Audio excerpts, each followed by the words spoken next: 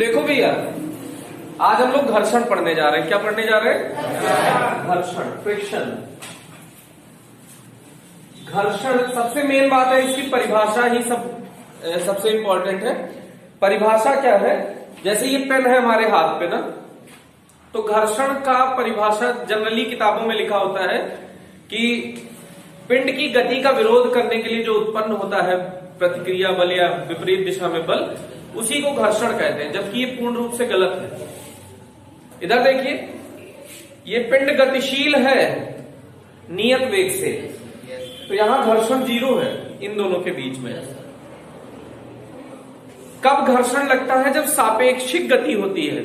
सापेक्षिक गति का मतलब ये एक दूसरे के सापेक्ष स्थिर है तो घर्षण 0 है।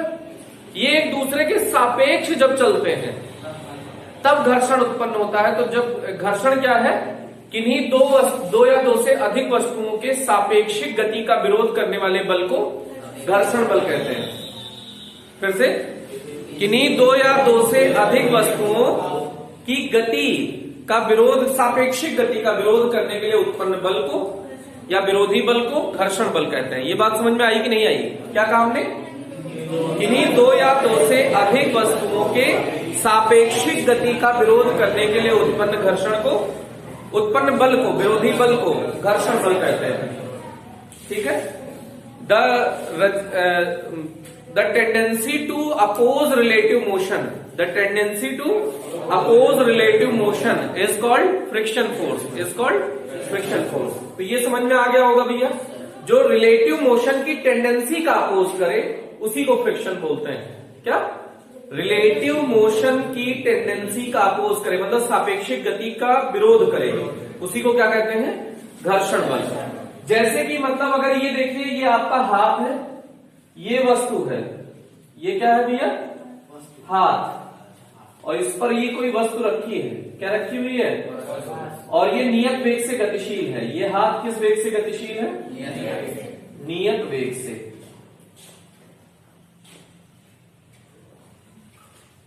नियत वेग से गतिशील है। तो इन दोनों पिंडों के सतह के मध्य घर्षण क्या है? 0 है। यहां घर्षण कितना है? 0 है। इतना समझ में आया कि नहीं आया? अब इसका मतलब जो हमने बताया है, सापेक्षिक गति का मतलब एक सतह के ऊपर अगर दूसरा सतह गति करे, तो देखिए ये ऐसे पिंड है, इस पर वाय बल लगाइए, ठीक? तो इधर बल लगा रहे हैं ना, तो इस वस्तु के गति करने की टेंडेंसी किधर होगी? उधर की ओर होगी। तो यहां पे देखिए, ये हमने ऐसे हवा में बनाने का रीजन है भैया, समझे कि नहीं? आप ये जान पाएंगे किस पे कौन सा बल। ऐसे पिंड हवा में नहीं रखा होगा, खैर पिंड एक दूसरे के ऊपर ही तो रखा होगा, लेकिन हवा में हमने क्यों बनाया ये समझ में नहीं आ रहा होगा सर। हवा में इसलिए बनाया है कि कौन सा बल किस पे लग रहा है ये आप जान सकें। हवा में क्यों बनाया है? कौन सा बल किस पे लग रहा है इसको आप चित्र द्वारा समझ सके। तो देखिए, यहां पे ये नीचे वाले बिंदु, इस बिंदु को कहो ए, इस बिंदु को कहो बी। तो सापेक्षिक गति का विरोध करने का मतलब समझिएगा, हम बार बार दिखाएंगे नहीं, एक बार दिखा रहे। तो ये आगे जा रहा है ना, तो ये नीचे वाली सतह पर घर्षण किधर लगेगा? पीछे। सीधी लाइन है, एक्चुअल में टेढ़ी हो गई गलती से। ये इस पे घर्षण लगेगा और इस वाले बिंदु पर घर्षण किधर लगेगा? आगे। अच्छा, इस पर आगे की ओर क्यों लगेगा? ये सतह वस्तु के सापेक्ष किधर जा रही है? जैसे हम इस वस्तु को, मान लो किसी वस्तु को इधर की तरफ खींच रहे हैं, तो वस्तु आगे आ रही है, तो वस्तु पर घर्षण किधर है? और सतह किधर जा रही है? पीछे की ओर, सापेक्षिक रूप से भाई। जैसे तुम लोग बैठे हो, मैं आपके सामने इधर जा रहा हूं, तो आप मेरे सापेक्ष पीछे जा रहे हैं ना, सही बात है ना? तो जब पिंड आगे की तरफ जा रहा है तो सतह किधर जा रही है? पीछे की ओर जा रही है। ये बात समझ में आई कि नहीं आई? तो इस सतह पर लगने वाला बल अगर दर्शाना हो तो उसको कहते हैं, खाली वस्तु पर जितने बल लग रहे हैं उन्हें दिखाना हो। अच्छा, ये नॉर्मल और एनर्जी तो लग ही रहा होगा, वो हम पहले भी पढ़ चुके हैं, समझे कि नहीं? यहाँ पे mg लग रहा होगा केंद्र से नीचे की ओर, और सतह से इस पिंड पर लग रहा होगा नॉर्मल। किस पर लग रहा होगा नॉर्मल? पिंड पर। तो इसका FBD क्या बनाने जा रहे हैं? Free body diagram. क्या बनाने जा रहे हैं भैया? Free body diagram. वस्तु का फ्री बॉडी डायग्राम बनाने जा रहे हैं। तो वस्तु का फ्री बॉडी डायग्राम का मतलब सिर्फ उसी वस्तु को लीजिए, उस पर लगने वाले समस्त बल प्रदर्शित कर दीजिए। क्या कहा?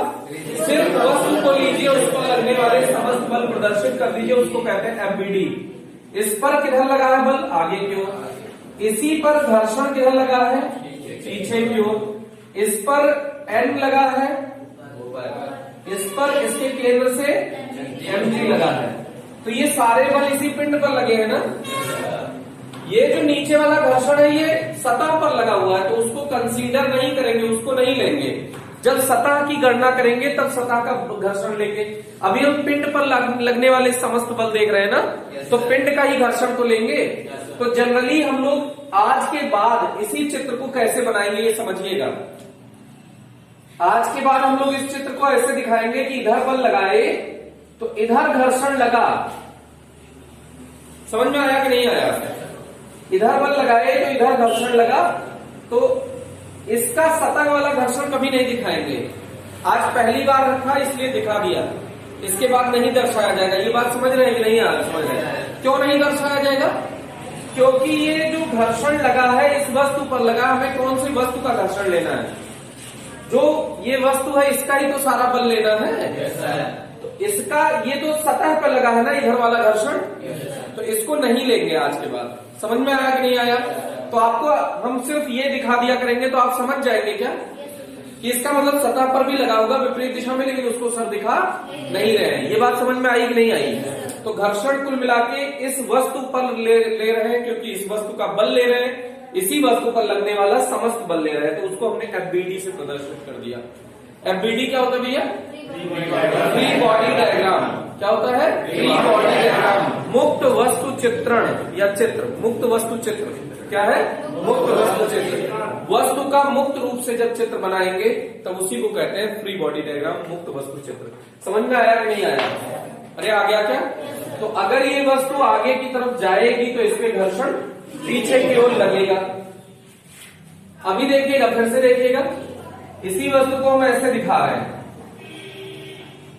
फिर से इस वस्तु पे हमने इधर धक्का मारा तो इसकी टेंडेंसी का अपोज करता है, मोशन की टेंडेंसी का अपोज करता है।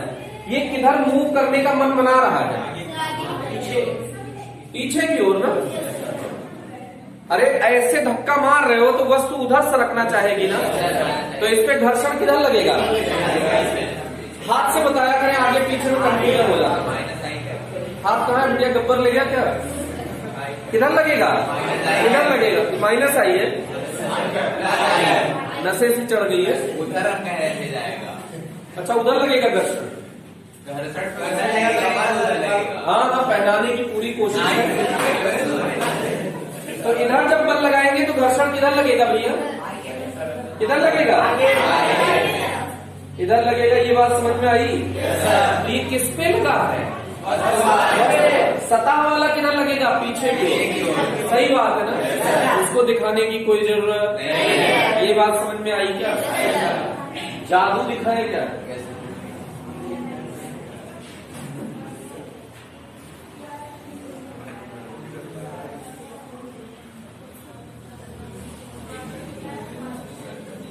पहिए पे अगर घर्षण दिखाना हो, पहिया ऐसे इधर चल रहा होगा v वेग से, मान लो चल रहा है, तो पहिए पे घर्षण किधर लगेगा?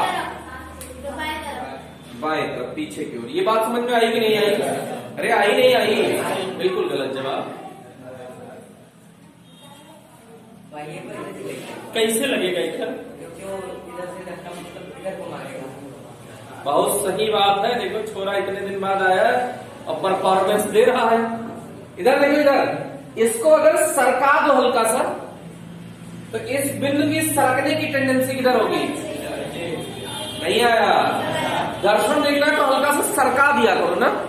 जैसे इसको तुम कैसे बताएगी? पीछे, आगे की ओर सरकेगा तो पीछे लगा दीजिए। इसको धक्का मारे पीछे की ओर तो तुम मन में हल्का सा सरका दिए हो ना, तो इसका मतलब तुम्हें लगा कि ये इधर जाएगा तो घर्षण इधर आया ना। 45 प्रकार से क्या मुंह बना रहे हो, ध्यान देंगे। भाउकिंग पहिया ऐसे ही तो चलता है, बैल ऐसे ही तो चलता है। तो नीचे वाला बिंदु सरकेगा तो किधर सरकेगा, पीछे की ओर, तो घर्षण किधर लगेगा, गति का विरोध करता है। नहीं आया, अरे ऐसे सोचो, ये पहिया है, ये सतह है, इस पे अगर पहिया ऐसे बिना सरके चला गया तो कोई घर्षण नहीं है, लेकिन अगर सरक गया कहीं तो किधर सरकेगा ये बिंदु, तो घर्षण किधर लगेगा। बैल बैलो बैला बैलेन बैले पे बैले पे, समझ में आया नहीं आया, नहीं आया। बोलो भाई ये बिंदु किधर जाएगा, पीछे की ओर सरकेगा। तो अगर सरक गया तो किधर सरकेगा, तो इस पे घर्षण किधर लगेगा, आगे की ओर। ये सब कुछ ज्ञान की बात समझ में आई कि नहीं आई। ये दोनों चित्र एक ही है, इसको हमने डब्बे में बना दिया जिससे कि आप ये समझ सके कि ये घर्षण है। ये सब चित्र आप बना सकते हैं घर्षण की परिभाषा लिखने के पश्चात। ये सारे चित्र आपको नोट्स में नहीं मिलेंगे, तो आप चाहें तो रफ में बना लीजिएगा, जब फेयर में लिखिएगा तो इसको नोट कर लीजिएगा, ठीक। हाँ बालिका, हाँ भाई, तो घर्षण देखिए, घर्षण को इंग्लिश में कहते हैं फ्रिक्शन। ये कितने टाइप का होता है इसको देख लीजिएगा, ज्ञान समझ में आ जाए तो बहुत बढ़िया बात है। पहला है स्थैतिक घर्षण। कौन सा घर्षण, स्थैतिक घर्षण। दूसरा है सीमांत घर्षण, दूसरा है सीमांत घर्षण। तीसरा है गतिक घर्षण, तीसरा है गतिक घर्षण। ये फिर से दो प्रकार का हो गया, सर्पी घर्षण, लोटनिक घर्षण।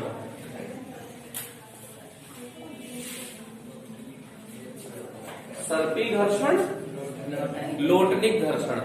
पहले तुम जब बचपन में गुस्साते थे तो ऐसे लोटते नहीं चले जाते थे, और जब उसके पहले जब तुम चल नहीं पाते थे तो ऐसे घिस घिस के चलते थे, तो उसमें भी एक घर्षण पैदा होता था, तो वो सर्पी था। और जब गुस्सा के लोटते रहते थे तो उसको लोटनिक घर्षण, वहां भी कोई घर्षण पैदा होगा। स्टैटिक घर्षण को इंग्लिश में कहते हैं स्टैटिक फ्रिक्शन। कौन सा friction, static friction. Limiting friction, कौन सा फ्रिक्शन, लिमिटिंग फ्रिक्शन। और इसको कहते हैं कैनेटिक फ्रिक्शन। कौन सा फ्रिक्शन, काइनेटिक फ्रिक्शन। कौन सा फ्रिक्शन, स्लाइडिंग फ्रिक्शन। बिल्कुल बिल्कुल, पहली बार समझ में आई बात लग रहा है। और इसको क्या कहते हैं, रोलिंग फ्रिक्शन। इन्हीं को समझना है, ज्ञान की बात लगभग आधा से ज्यादा चैप्टर खत्म हो जाएगा। थोड़ा सा एक आध दो डेरिवेशन करेंगे, ये टॉपिक खत्म हो जाएगा, इतना अच्छा है। तो मतलब इन्हीं को समझना है। तो अब इसको समझते हैं भाई।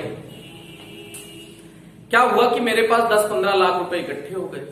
क्या हुआ, अब गरीब आदमी के पास जब 10-15 लाख इकट्ठे होंगे तो गरीब आदमी क्या सोचेगा कि चलो कार खरीदा जाए। अब कार खरीदने जाओगे, जब तुम्हारी औकात 15 लाख की होगी ना, तो तुम्हें 15 लाख की कार समझ में और नहीं आएगी। तुम्हें कौन सी समझ में आएगी, जो 1 करोड़ की होगी, 2 करोड़ की होगी, वो समझ में आएगी। और तुम्हारे जेब की औकात नहीं कि वो 1 करोड़ वाली खरीद सको। तो तुम्हारे दिल में तुरंत ख्याल आया, हमेशा ये गरीबों का एक विशेषता है, तो दिल में क्या ख्याल आया कि चलो एक तो सेकेंड हैंड लिया जाए, और गांव में चल के बताया जाएगा कि नहीं लेके आए। सही बात है, यही हमारे दिल में भी आया। हमने सोचा कि चलो सेकेंड हैंड खरीदा जाए। अब भाई एक तो मर्सिडीज बिक रही थी 1.5 करोड़ की, सेकेंड हैंड 15 लाख में। हमने सोचा बहुत बढ़िया जुगाड़ है ना, मर्सिडीज ले चलेंगे और चमचमाएगी। पहले इसको भैया शोरूम पे ले चल के पॉलिश वॉलिश करवा के चमका के अपने गैराज में खड़ी करेंगे। फिर जब सुबह सुबह निकालेंगे तो जलवा हो जाएगा। लोग कहेंगे भाई मर्सिडीज भाई लंबी सी हो, वो वाली जो 1.5 करोड़ 2 करोड़ की आती है बहुत लंबी होती है। तो अब उतनी लंबी गाड़ी पूरे गांव क्षेत्र में किसी के पास नहीं होगी, तो जलवा हो जाएगा कि अरे कार तो बहुत जोरदार लाए हैं। सही बात है कि नहीं। तो हमने सोचा कि भाई किसी को क्या पता कि हम सेकंड हैंड ले चल रहे हैं, हमने खरीद लिया। सही बात। अब हम फिजिक्स पढ़ाने वाले व्यक्ति, कौन पढ़ाने वाले? फिजिक्स। तो हमारे पास इंस्ट्रूमेंट भी बहुत सारे होंगे ना मेजरमेंट करने के लिए। तो हम घर पे ले गए, गाड़ी खड़ी की। हमने सुबह देखा कि जब आसपास भीड़ इकट्ठा होने लगी, होता नहीं है चौराहे पे, अभी आप आके देखें तो काफी लोग होंगे ना, मतलब भीड़ होगी अच्छी खासी यहाँ चौराहे पे। तो हमने भी यही सोचा कि जब अच्छी खासी भीड़ हो जाए तब गाड़ी लेके निकला जाए, जलवा बढ़ेगा ना। अब भैया हम सुबह सुबह, अच्छा ठंड के मौसम की एक विशेषता होती है, सुबेरे अच्छे गाड़ियों की औकात ठंडी हो जाती है। अब हमने सुबह बटन दबाया, अब रिमोट वाली कार थी ना, बटन दबाए तो उसने कहा कि हमने कहा ये क्या बेइज्जती कराएगा। फिर हमने अब की दोबारा दबाया तो उसकी बैटरी जो रही होगी वो डिस्चार्ज हो गई होगी, तो उसने ऐसे किया। हमको एक बात पता चल गई कि अब ये हम पे, भाई बैटरी से तो नहीं स्टार्ट होगी। अब का जुगाड़ है, जब गाड़ी स्टार्ट नहीं हो तो जुगाड़ क्या बचता है? धक्का मारो, और कोई जुगाड़ तो बचता नहीं है। क्या जुगाड़ बचता है? धक्का मारो। अब धक्का मारने के पहले हमने सोचा थोड़ी फिजिक्स लगाई जाए। तो हमारे पास एक मशीन थी जो घर्षण नाप सकती थी, फ्रिक्शन मेजर कर सकती थी। हमने उसको लाके पहिए के नीचे लगाया, मशीन को सेट किया, घर्षण 0 बताया। हमने सोचा अरे यार ये तो बड़ी तगड़ी कार खरीद लाया हूं मैं, घर्षण ही नहीं बता रही है। अब हमको तो मर्सिडीज का चस्का चढ़ा था भाई, हमको तो घर्षण ही बहुत 0 दिखा। तो हमने सोचा कि हल्के हाथ से मैं दबाऊंगा, चल जाएगी, चलेगी तो रिमोट का बटन दबा दूंगा, स्टार्ट हो जाएगी। समझे कि नहीं समझे? तो अब हमने सोचा कि मशीन बगल में रखी है, थोड़ा सा हाथ से धक्का लगाया, हमने देखा ये तो घर्षण बढ़ गया। अरे ये कौन सी बात है, घर्षण ही बढ़ गया। फिर हमने सोचा ऐसे काम नहीं चलेगा, लग रहा है पूरी ताकत लगानी पड़ेगी। फिर गराज के अंदर गाड़ी है, हमने सोचा कि गराज में लुढ़का के स्टार्ट किया जाए, कोई देखे नहीं। फिर हमने पूरी ताकत लगा दी, घर्षण को देख रहा हूं वो बढ़ने लगा। जैसे जैसे मेरी ताकत बढ़ रही, घर्षण की ताकत भी। हमने कहा तो बड़ा कुत्ता टाइप का आदमी है यार। हमने छोड़ा गाड़ी, तुरंत घर्षण 0। ये कौन सी बात है? जैसे मैंने बल बढ़ाया घर्षण बढ़ गया, जैसे मैंने बल हटाया घर्षण 0 हो गया। तो इसका मतलब कोई ऐसा विशेष टाइप का घर्षण बल है जिसका मान परिवर्तित होता रहता। सही बात है कि नहीं? और इसकी एक विशेषता है, ये लगाए गए बल के समानुपाती है, directly proportional to applying force. काहे? जैसे जैसे हम फोर्स बढ़ा रहे हैं वैसे वैसे तो वो भी बढ़ रहा है ना, तो ये डायरेक्टली प्रोपोर्शनल हो जाएगा कि नहीं हो जाएगा? चलो कोई बात नहीं, हमारी गाड़ी स्टार्ट नहीं हुई। अब हमने जब झुरकेगी तभी तो स्टार्ट होगी। तो अपने भैया से हाथ पांव जोड़े कि भैया बेइज्जती बहुत जोर से हो रही है, चलो थोड़ा धक्का दे दो। तो कहे तुम तो नहीं लाए थे। अरे नहीं भैया वो नहीं, हमने सोचा सेकंड हैंड ले चलते। तो भैया ने कहा चलो धक्का मारते हैं। अब वो भी आ गए, हम भी आ गए, दोनों लोग मिल के धक्का मारना शुरू किए। हमने देखा ही तो बड़ा कुत्ता टाइप का घर्षण यार, और बढ़ता गया। दोनों लोग पूरी ताकत लगा दिए, गाड़ी में माहौल सा बन गया है। चली नहीं है, चलने वाली है, नहीं आया। इसका मतलब अगर थोड़ा सा भी बल लग जाता तो मजा आ जाता, लेकिन हम लोग दोनों लोग अपनी पूरी औकात तो लगा चुके हैं। अब तो हमारे दोनों के पास औकात नहीं है। तब तक सुबह सुबह एक आ गया मरिल्ला सा, अल्लाह के नाम पे दे बाबा। तो हमने कहा कि क्या हुआ बेटा? तो कहे साहब 10 दिन से खाना नहीं खाए, मर जाएंगे अभी थोड़ी देर में, खाना दे दो, नहीं तो कुछ पैसा रुपया दे दो। हमने सोचा कि पैसा देंगे तो ये भाग जाएगा, काम तो करेगा नहीं। तो हमने कहा भैया थोड़ा सा हाथ लगा दो, अगर गाड़ी स्टार्ट हो जाए तो पैसा तुरंत देते हैं। तो उसने कहा कि बाबू साहब बहुत दिन से मरे जा रहे हैं, खिला दो कुछ। हमने कहा कि धक्का मारो, खिलाते हैं यार तुमको। अब देखो गाड़ी में माहौल सा बना था, उसने देखा था जैसे भिखारी आ रहा था, तो वो देख रहा था कि दोनों जने मरे जा रहे हैं लेकिन इनसे गाड़ी लुढ़क नहीं रही है। तो उसने कहा चलो हम भी धक्का मारते हैं। उसने भी हाथ लगाया, गाड़ी चल पड़ी। वो ऐसे करता हुआ जा रहा है, मतलब उसने सोचा हमारे चक्कर में गाड़ी चल पड़ी। उसने कितना लगाया? हमने 5 न्यूटन लगाया, भैया ने 5 न्यूटन लगाया, 10 न्यूटन। उसने लगाया 0.1 न्यूटन, लेकिन 0.1 न्यूटन से वो चल पड़ी। नहीं आया समझ में? आया ना? तो फिर से देखिएगा, और अब उसने देखो जो बल लगाने के बाद हट गया, हमने कहा पैसा ले लो, कह रहे भाई तुम लोग खुद ही भिखारी हो, हम तो हमारे तो अभी बहुत ताकत बची है। सही बात है कि नहीं? उसको लगा कि उसके धकेलने से चल गई गाड़ी ना। और अब क्या हुआ कि उसने भी छोड़ दिया और भैया ने भी छोड़ दिया, मैं अकेले ही लुढ़काए लिए जा रहा हूं।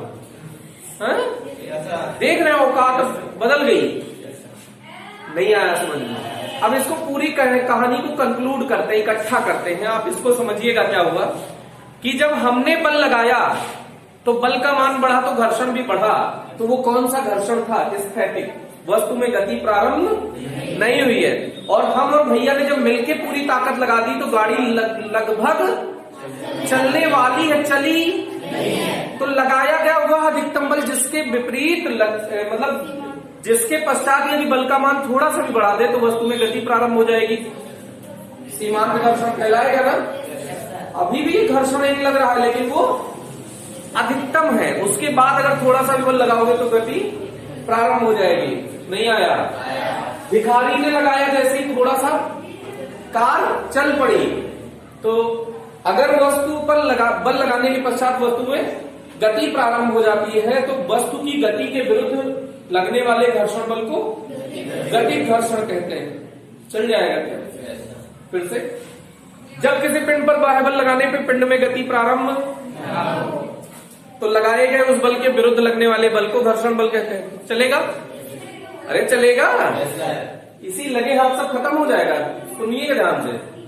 जब किसी पिंड पर बाह्य बल लगाते हैं, बाह्य बल लगाने के पश्चात वस्तु में गति प्रारंभ नहीं होती तो लगाए गए इस बल के विरुद्ध लगने वाले बल को स्थैतिक घर्षण कहते हैं। सही बात है। ये इस स्थिति में क्या होता है? लगाए गए बल के समानुपाती होता है एफ अप्लाइड। ये क्या लिखा है बेटा? F applied. फप्लाइड नहीं लिखा है, नहीं कोई लोग कहेंगे फप्लाइड। ये क्या लिखा है? F applied. माने लगाया गया बल समानुपाती होगा घर्षण बल के, समानुपाती होगा। लेकिन ये स्थैतिक घर्षण है तो इसे किससे प्रदर्शित किया जाएगा? एफ से, स्टैटिक फ्रिक्शन। किससे प्रदर्शित किया जाएगा? एफ से, मतलब स्टैटिक फ्रिक्शन। चल जाएगा? पक्की बात, पक्की बात।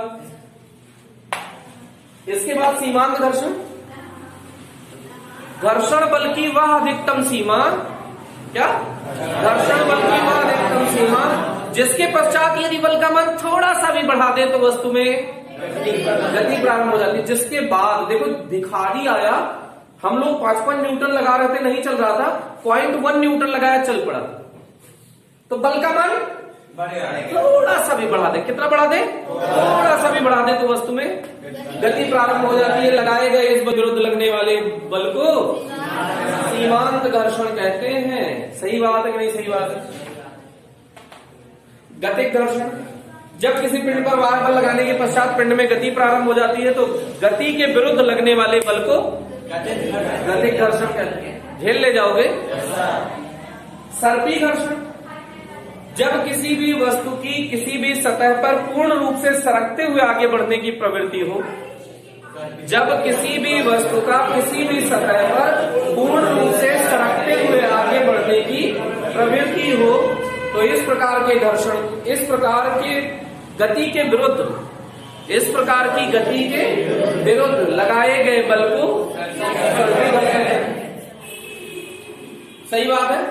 इसका एग्जाम्पल जैसे मूवी में दिखाते हैं ना, गाड़ी में बांध लिया और लेके चल दिए, गाड़ी लेके चल दिए, घोड़े में बांध लिया लेके चल दिए, तो रगड़ता हुआ जा रहा है ना। मूवी में दिखाते हैं इसे कॉलर पकड़िए, इसे सरकाते हुए लेके चल देते हैं ना, तो कौन सा घर्षण लग रहा है? सर्पी घर्षण। तभी तो उठते हैं तो सब फट जाता है कपड़ा उपड़ा। किस घर्षण के कारण फटा? सर्पी घर्षण के कारण ना। अरे सही बात है ना। लोटनिक घर्षण, जब तुमको मिठाई नहीं मिलती थी बचपन में और तुम लोटने लगते थे, दैट इज कॉल्ड लोटनिक घर्षण। कौन सा घर्षण? जब किसी भी पिंड की किसी भी सतह पर पूर्ण रूप से लुढ़कते हुए आगे बढ़ने की प्रवृत्ति हो। बोलो, जब किसी भी पिंड की किसी भी सतह पर पूर्ण रूप से लुढ़कते हुए आगे बढ़ने की प्रवृत्ति हो तो उस गति के विरुद्ध लगाए गए घर्षण को लोटनिक घर्षण कहते हैं। बोलो, समझ में आया कि नहीं आया? अब लगाए गए बल और घर्षण बल के मध्य ग्राफ बनाने जा रहे हैं। क्या करने जा रहे हैं? लगाए गए बल F अप्लाइड, ये क्या लिखा है बेटा? अप्लाइड नहीं, F अप्लाइड। क्या लिखा है?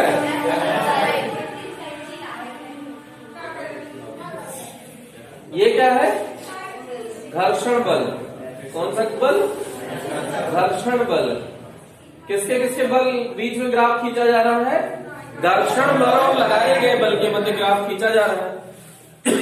शुरू वाली स्थिति बताओ। जैसे जैसे हमने बल का मान, पहले हमने बल नहीं लगाया तो घर्षण कितना बताया मछली को? जैसे जैसे हमने बल का मान बढ़ाया घर्षण भी बढ़ने लगा। जैसे जैसे हमने बल लगाया बढ़ाया, हमने बल बढ़ाया घर्षण बढ़ा। इसका मतलब ये इसके समानुपाती है, सीधी रेखा। फिर भैया को बुलाए, उन्होंने भी बल बढ़ाया, हमने भी बढ़ाया, घर्षण बढ़ते बढ़ते बढ़ते बढ़ते अधिकतम हो गया। इसके पश्चात यदि बल का मान थोड़ा सा बढ़ा दे, स्थैतिक घर्षण की अधिकतम सीमा है।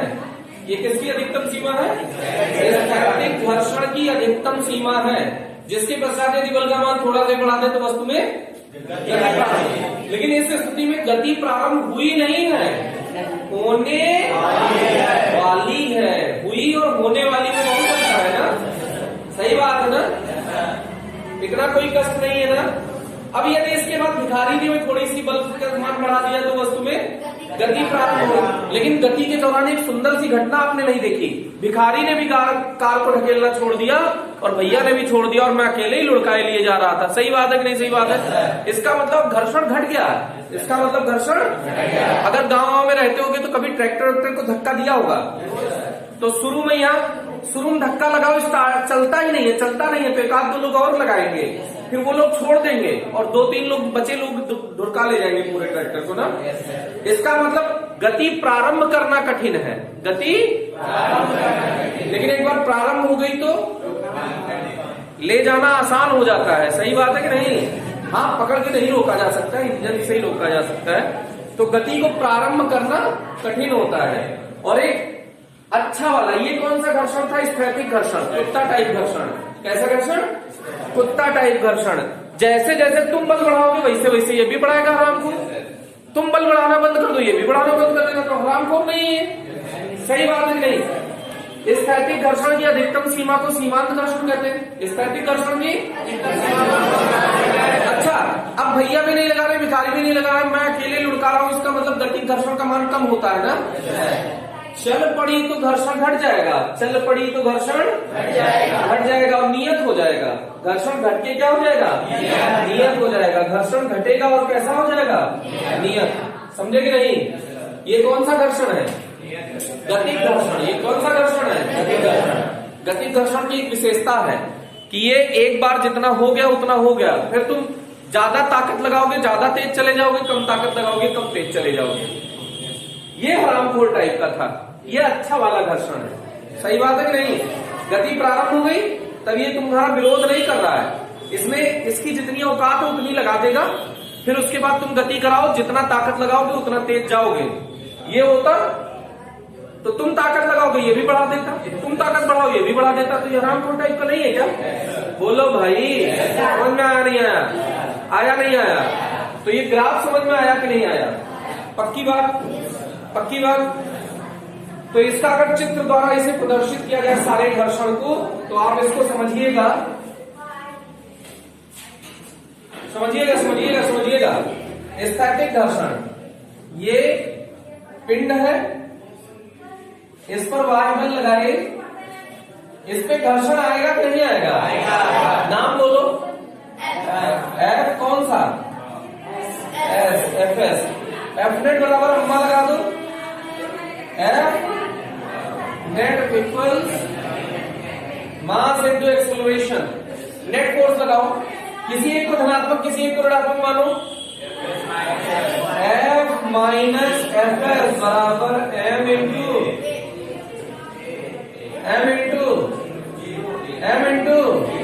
मर रहे हो, आधे घंटे लगा दिए जीरो बोलने में। त्वरण नहीं है ना?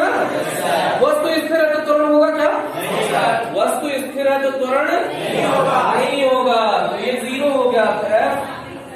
एफ बराबर क्या हो गया? F S. ये बात समझ में आ गई क्या? पक्की बात। अब इसको अगर तुम समझ चुके हो तो आगे बढ़ जाए।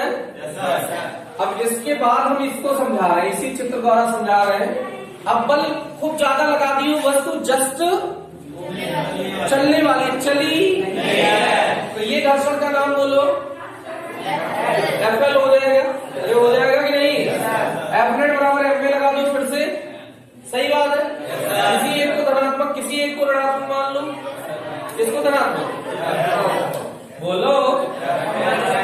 एफ माइनस इक्वल्स कितनी बार ये बोलोगे कदमों? F equals F L. कोई लोग ट्रिक बना लिए कि इसका मतलब 0 लिख देना होता है। अरे ठीक है, अरे ठीक है। तो ये वाला हो गया, ये केस चल जाएगा क्या? चल जाएगा क्या? इसको भी मिटाने जा रहे हैं। कौन सा बताने जा रहे हैं? कौन सा बताने जा रहे हैं? गतिक घर्षण बताने जा रहे हैं। तो इसमें ये कौन सा होगा? एफ के होगा। क्या होगा? एफ के होगा। बोलो, किसी को धनात्मक मानो। एफ माइनस एफ के बराबर M into M into M into M into M into. Rahul भैया सोच रहे हैं बार बार 0 आ रहा था तो यहाँ भी 0 ही रखा जाएगा, लेकिन इस बार गति प्रारंभ हो गई है। इस बार गति प्रारंभ हो गई है। प्रारंभ हो गई है तो त्वरण पैदा होगा कि नहीं? कैसे होगा? रुकी हुई चल पड़ी तो वेग 0 से कुछ हो गया, तो वेग में परिवर्तन हुआ कि नहीं हुआ? वेग में परिवर्तन होगा तो त्वरण होगा कि नहीं होगा?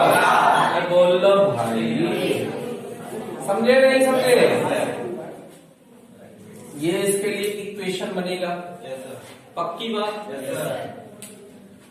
सर्पी घर्षण, जब कोई पिंड किसी सतह पर पूर्ण रूप से सरकते हुए आगे बढ़े तो उस गति के विरुद्ध लगाए गए घर्षण बल को सर्पी घर्षण कहते हैं। ये एक्चुअल में सर्पी घर्षण का ही उदाहरण है। ये किसका उदाहरण है?